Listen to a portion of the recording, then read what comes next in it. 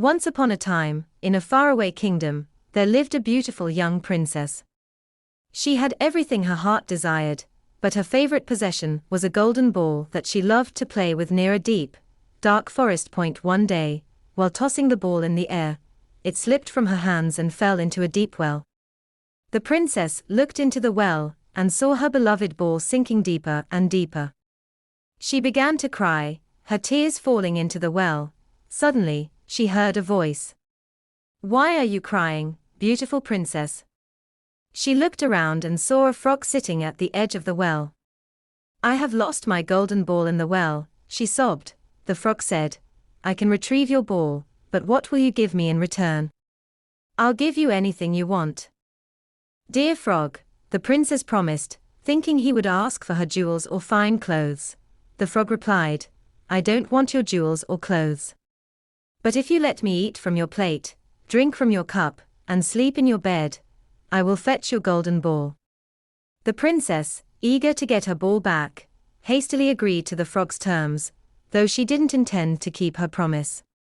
The frog dived into the well and soon emerged with the golden ball.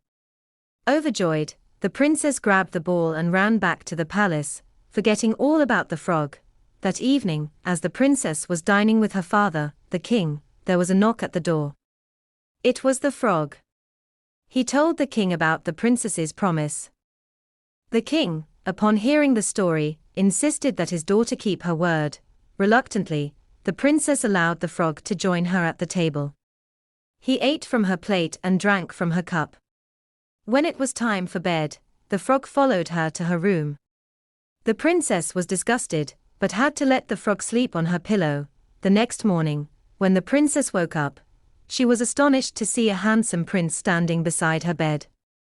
The prince explained that he had been enchanted by a wicked witch and transformed into a frog.